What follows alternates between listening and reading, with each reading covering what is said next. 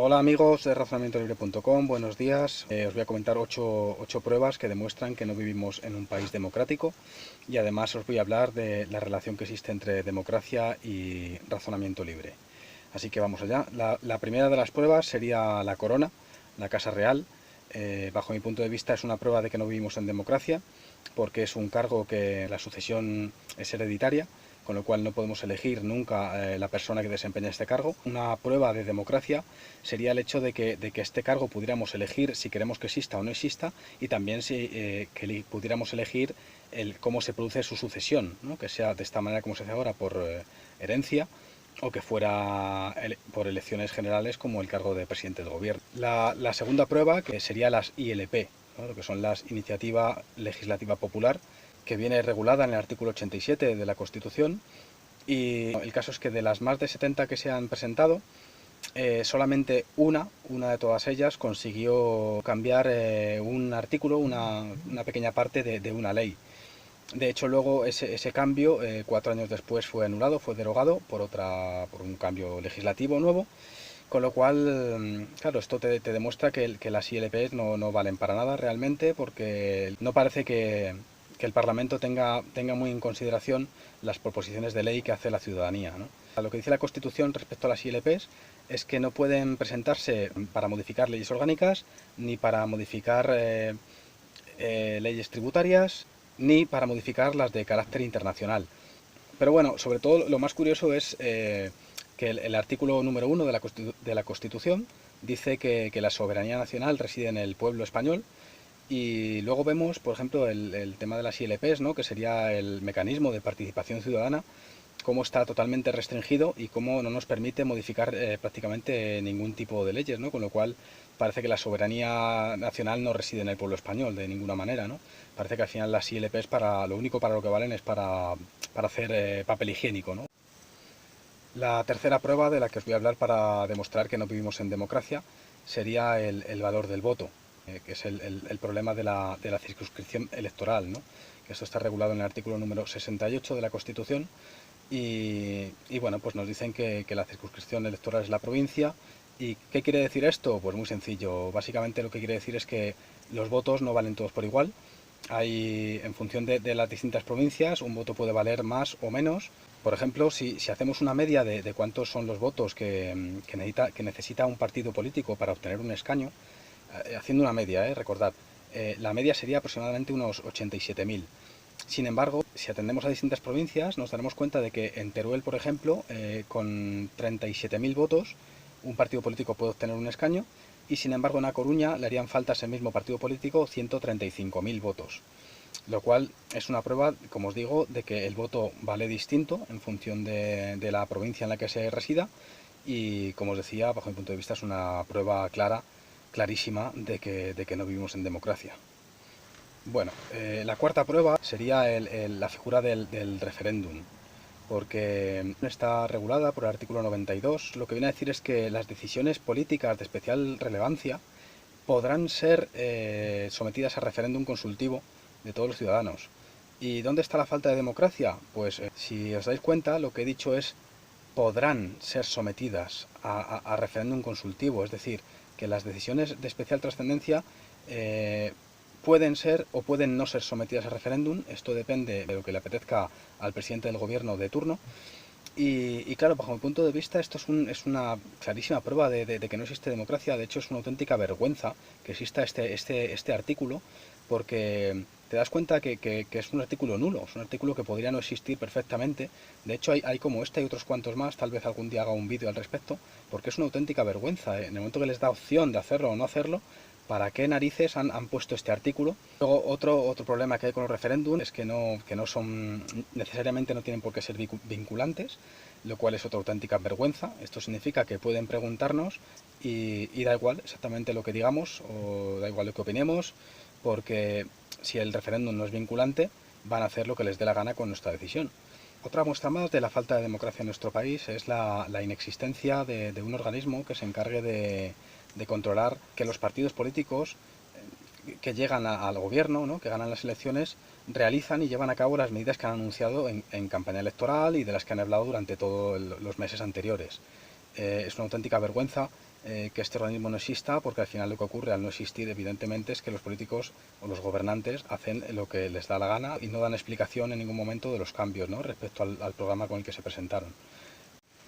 De hecho, bajo mi punto de vista, siempre debería existir un programa electoral, debería ser incluso mucho más detallado de los que lo son ahora mismo, debería ser cronológico, especificar las fechas en las que se pretende hacer, implementar las distintas leyes. Lógicamente, en caso de que un partido político o un gobierno no cumpliera con esta cronología, pues debería ser sustituido el presidente o incluso deberían convocarse nuevas elecciones. Porque claro, si no existe vinculación entre las medidas anunciadas y el gobierno en sí, ya me dirás tú de qué sirve toda la parafernalia de las elecciones generales, toda la convocatoria, todo de qué vale si luego no se cumple lo que se dice. Y bueno, la sexta prueba de que no vivimos en una auténtica democracia estaría en la no computación de la abstención, porque mucha gente no sabe que la abstención recibe exactamente el mismo trato que el voto nulo a la hora de computar los votos. Esto es una auténtica vergüenza. La abstención básicamente es un dato muy importante, al menos si se quiere si se quiere dar una auténtica representatividad de la ciudadanía. Y lo que se hace con este tipo de voto es realmente hacer un gruño y tirarlo por el váter, ¿no? Y bueno, os voy a explicar por qué ocurre esto, porque mucha gente yo creo que no lo sabe. Bueno, como sabéis, la ley electoral funciona con el sistema DON, que por cierto no es ley DOM, ¿vale? Mucha gente habla de la ley DOM, no existe ley DOM, es una ley electoral que utiliza el sistema DON, ¿vale? Y bueno, este sistema lo que hace realmente es que utiliza para asignar los escaños, utiliza solamente los votos útiles. ¿Esto qué quiere decir?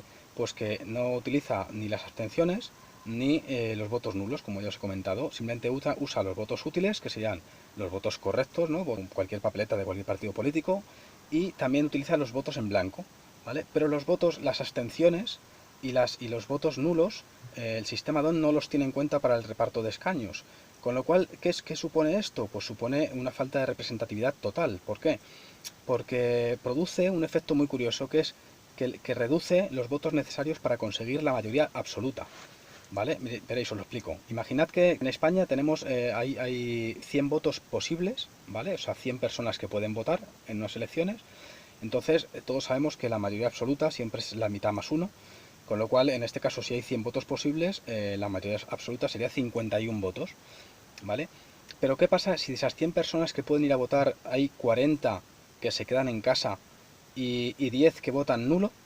Entonces, realmente habría 50 votos útiles, y esto lo que conlleva es que la mayoría absoluta pase a ser 26 votos. Imaginaos, de 51 pasa a 26 votos. Esto es lo que ocurre, lo que ha ocurrido muchas veces, de hecho. Por eso, por ejemplo, partidos como el Partido Popular ha ganado 3 veces las elecciones con mayoría absoluta sin tener realmente una mayoría absoluta. ¿Por qué? Porque el Partido Popular normalmente obtiene un 20 y un 30% de los votos aproximadamente. Nunca ha conseguido el 51% de los votos posibles. Solamente ha conseguido, como os digo, alrededor del 30%. Pero claro, pues sí han llegado a esa mayoría absoluta que bajo mi punto de vista era falsa, no era real en ningún momento. Y claro, es muy curioso eso, que se nos dice muchas veces, ¿no?, que este sistema no podría ser totalmente democrático, que es muy difícil, que para eso se utiliza el sistema democrático representativo, pero al final, claro, te das cuenta de que si la abstención no se tiene en cuenta, al final este sistema ni es democrático ni es representativo. ¿Por qué? Porque si hay 40 personas que deciden no ir a votar, eso es por algo, eso es porque esa población no está contenta con la política, no le satisface sus expectativas, y eso no queda reflejado de ninguna manera, lo cual, bajo mi punto de vista, es muy grave, es una auténtica falta al sentido común y a la democracia. Vamos ahora con la séptima prueba, que sería la figura del indulto, ¿vale? Bajo mi punto de vista es otra prueba de falta de democracia, y digo esto porque lo otorga el rey a petición, a iniciativa del ministro de Justicia. Y claro, para mí es algo muy curioso, ¿no? Porque según dice el artículo 117 de la Constitución, la justicia emana del pueblo, ¿no? Con lo cual yo me pregunto, ¿qué derecho tiene el ministro o cualquier otro cargo político a eximir de su responsabilidad penal a cualquier persona? ¿Vale? Porque si como os digo, la justicia emana del pueblo, en todo caso, a la hora de eximir de sus responsabilidades penales a cualquier persona, deberían preguntarnos, a toda la ciudadanía, esto sería auténtica democracia. Y en cambio, cuando un ministro decide por su cuenta y gracia quién es indultado y quién no, pues ocurren cosas como lo que ha ocurrido, ¿no? Que pues el señor Rajoy, por ejemplo, ha indultado a traficantes de drogas.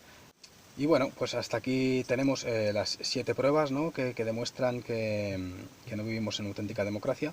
Y ahora vendría la octava, ¿no? que os anunciaba, que es la que hace relación al razonamiento libre. Y es porque, bajo mi punto de vista, el sistema electoral actual parece que no solo no está diseñado para favorecer un auténtico razonamiento libre de las personas a la hora de tomar sus elecciones políticas, sino que parece estar diseñado totalmente para lo contrario. ¿Por qué digo esto? Pues muy sencillo. Uno de los problemas que existen, por ejemplo, en el actual sistema electoral es la difusión de los mensajes políticos, ¿no? Es una completa aberración, bajo mi punto de vista, que hoy en día se permita unas diferencias tan graves en la capacidad de difusión. Es decir, todos los partidos políticos deberían tener la misma capacidad de difusión para llegar a la gente, para llegar a la ciudadanía. En el momento que se permite que uno de los mensajes políticos se pueda difundir en más medios y en formatos distintos, en formatos más llamativos, esto lógicamente va a corromper las elecciones. ¿Por qué? Pues porque todos sabemos la publicidad, ¿no? La publicidad tiene sus frutos. Si un elemento es publicitado en mayor medida que otro, al llegar a más gente, ¿no? Por más caminos, con más frecuencia, eso hace que las personas elijan ese producto por encima del otro que ven con menos frecuencia y en formatos menos llamativos. Entonces, ¿esto qué hace? ¿Qué provoca? Pues que las elecciones no sean justas. ¿Por qué? Porque hoy, por ejemplo, está el elemento del dinero, evidentemente, que con el dinero los partidos políticos que más dinero tienen pueden hacerse más publicidad, pueden difundir su mensaje a más personas y claro, al final lo que provoca esto es que gane los políticos que tienen, o los partidos políticos que tienen más dinero, porque son los que llegan a más gente, pero es independiente el mensaje que lancen. Da igual el mensaje que se lance, en el momento que tú tienes más capacidad de difusión, vas a llegar a más gente y vas a calar en más personas. Pues esto debería evitarse totalmente, porque en el momento que se permite, como os digo, que unos tengan más difusión que otros, las elecciones están condicionadas. Esto no es justo de ninguna manera. Y bajo mi punto de vista, evidentemente, es una muestra de falta de democracia. El segundo punto respecto al razonamiento libre sería la información objetiva. Hoy en día es una auténtica vergüenza que a la hora de llevar a cabo las elecciones los gobiernos, los estados, no se preocupen en dar este tipo de información. Al final es la ciudadanía la que tiene que buscarla y esto es una auténtica vergüenza. El Estado, si realmente quiere proveer a la ciudadanía de una auténtica democracia, lo que debería hacer es cuando llegan las elecciones es proveer de información a la ciudadanía, información objetiva, por supuesto, información que sea histórica, ¿no? Por ejemplo, de qué han hecho los partidos políticos que se presentan y que ya han gobernado, qué han hecho, qué medidas han aplicado, qué repercusiones han tenido estas medidas, a quién ha afectado, ¿no? A quién ha beneficiado y a quién ha perjudicado. También, por ejemplo, los casos de corrupción. Estaría muy bien que cuando una persona va a votar pudiera ver en un listado, ¿no? que cada partido político cuántos casos de corrupción tiene y de qué tipo, ¿no? de corrupción.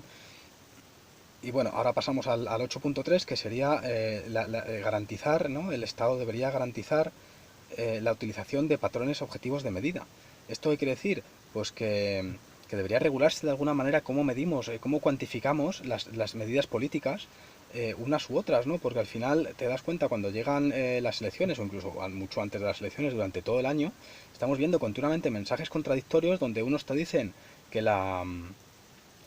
que el paro está subiendo, otros te dicen que el paro está bajando, y es curioso porque dices, no puede ser que todos estén hablando de la misma realidad, ¿no? ¿Qué está ocurriendo aquí? Pues evidentemente lo que ocurre es eso, ¿no? Que cada uno usa los patrones de medida que le da la gana, y entonces esto lo que crea es confusión y obviamente no favorece un razonamiento libre a la hora de hacer una elección política.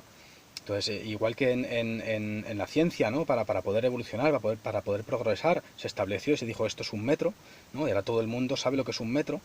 Pues a partir de ahora, todas las cosas cuantificables que son interesantes en política y que es importante conocer para la ciudadanía, debería establecerse una forma objetiva y universal de medida. Porque al final la gente ante mensajes contradictorios, ¿qué vota? Pues vota una de dos, o a lo que menos miedo le da, vota o al guapo, o al que habla muy bien, o al que le cae simpático. Y entonces al final tenemos los resultados políticos que tenemos. Y bueno, para terminar tendríamos el 8.4, que sería volver un poco a un punto que ya hemos hablado antes, que es el tema del referéndum. Pero bueno, este caso es en relación al razonamiento libre, porque me refiero a la coacción que se produce muchas veces cuando se realizan los referéndum.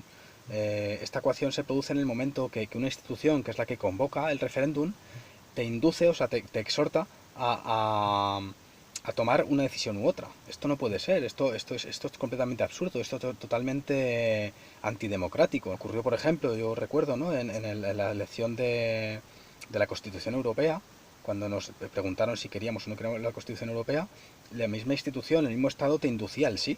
Y digo, pero bueno, esto es increíble, esto no puede ser, el Estado debería preguntarme y debería, en todo caso, darme información objetiva respecto a lo que puede ocurrir con el sí, lo que puede ocurrir con el no, ¿no? Podría tomar, pues eso, basarse en las experiencias pasadas de otros países que se han juntado para crear una constitución y darme esa información, ¿no? Eso sería algo muy beneficioso, ¿no? Pero en cambio, si no tienes esa información, lo que te dicen es, te preguntan y te inducen al sí o al no, evidentemente están corrompiendo, ¿no? La democracia está totalmente perdida en ese momento, ¿no? De hecho, esto ha ocurrido también, por ejemplo, en el referéndum catalán, ¿no? No puede ser que la misma institución que te pregunta te, te, te exhorte a una decisión u otra. Eso no puede ser. Las personas como ciudadanos, pues lógicamente, aunque forman parte de una institución, pueden dar su opinión, pero lo que es la institución en sí misma no te puede decir, no te puede inducir al sí o al no. Eso es una completa aberración democrática. Y bueno, ya que hablo del referéndum catalán, me gustaría hablar de una cosa que ocurre mucho, ¿no? Que la gente se equivoca, bajo mi punto de vista, porque muchas veces la gente dice, no, es que yo quiero para que haya democracia tienen que preguntarme a mí también, que me pregunten sobre si los catalanes se pueden independizar o no. Y yo me gustaría decirle a este tipo de personas, no, usted está confundido, esto no es así, esto no es así. Cuando un grupo, cuando un elemento se quiere escindir de un grupo, se quiere separar de ese grupo, es absurdo preguntarle a todos los integrantes del grupo. A quien hay que preguntar es al elemento que se quiere separar, ¿no? Que quiere esa independencia. Esto lo hemos visto, por ejemplo, en el Brexit, ¿no? En el Brexit, el que ha decidido separarse de la Unión Europea ha sido Inglaterra. No se le ha preguntado ni a España, ni a Rumanía, ni a ningún otro país. Se le ha preguntado a los ingleses. ¿Qué pasa? Que el cómo se produce esa secesión, evidentemente sí hay que construirlo entre todos. Y sí es cosa de todos y que hay que preguntarle a todos. Pero la decisión última de irse o quedarse, eso es solamente del elemento que se quiere separar. Y esto yo creo que es bastante obvio.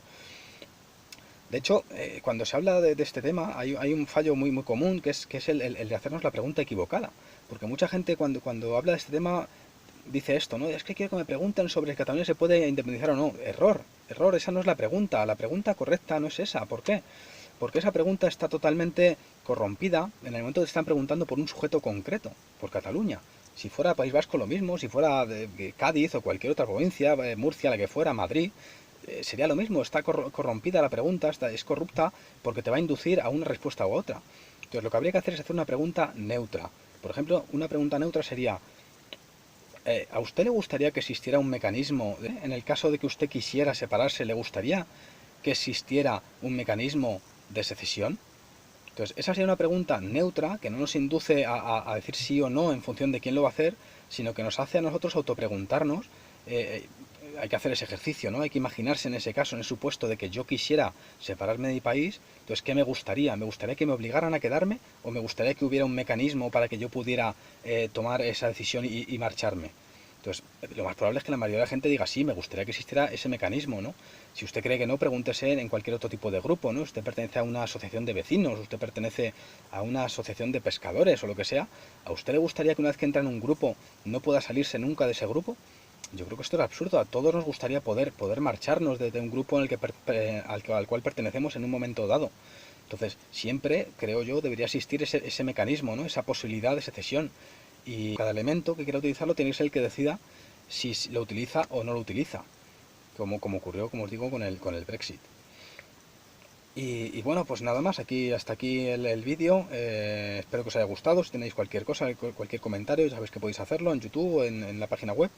Y nada más, que el razonamiento libre os acompañe y hasta la próxima.